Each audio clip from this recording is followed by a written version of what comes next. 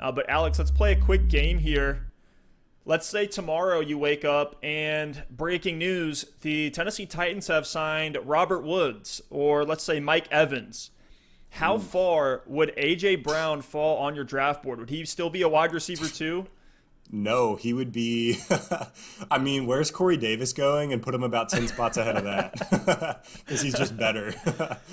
Well, the thing is, that's essentially the same situation that we're looking at for Brown's 2019 classmate, DK Metcalf, in Seattle with Tyler Lockett there. Metcalf is currently going as the wide receiver 21.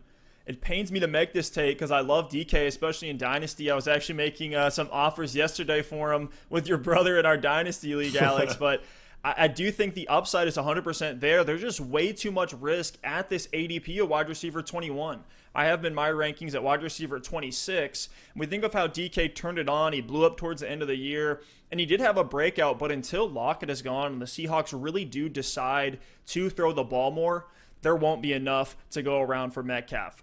The Seahawks had the 10th fewest pass attempts last year. They were dead last in pass attempts in 2018.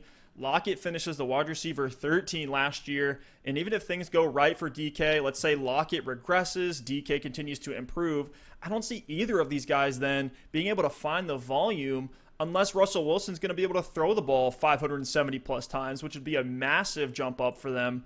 Add in the Greg Olsen signing, Will Dissly is back healthy, Jacob Hollister's still there at tight end, and all of those guys have had historically high usage from Russell Wilson in the red zone. So you're asking for a lot to go right here for Metcalf. At his ADP, I'd feel much more secure drafting Tyler Lockett, who's one spot behind him at the wide receiver 22. Is he really? Per Fantasy Pros ADP, he is at the wide receiver 22, give me Lockett which is all crazy. day. Yeah. Other guys I would take there are, guy we keep talking about, Robert Woods. I'd even look at Terry McLaurin and Devontae Parker at that same range. Metcalf finishes the wide receiver 33 last season with Lockett and the starting tight ends missing time, dealing with injury. Again, I love the upside for Metcalf, but at wide receiver 21, I think there are safer players with just as much upside. Keep your eyes on Metcalf because there is a world where he has a meteoric rise, but it's just not likely enough for me to invest in him in 4th, 5th round. Yeah, I think I agree with you on fading his ADP. I don't find myself ending up with Metcalf very often because, like you said, if Tyler Lockett's on the board with Metcalf, I'm going to take Tyler Lockett every single time. I think people just like the new shiny toys, and Metcalf is a freak athlete, so people get excited about that kind of thing. But it is very similar to A.J. Brown, but I don't know.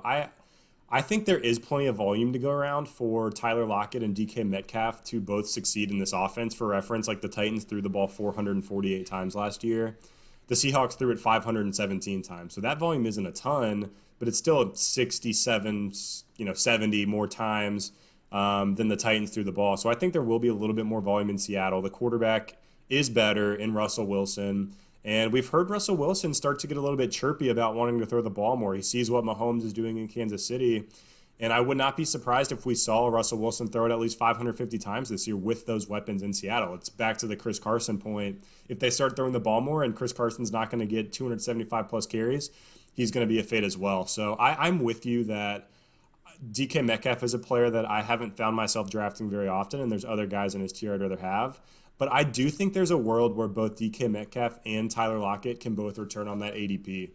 Take it for what you will, but I just think Russell Wilson can support two good wide receivers. I think he can. I think it's just going to be a crapshoot week to week on if you want to start him or not. And then it's tough. I mean, you're asking a lot to go right here. You're asking for all these different things to fall his way.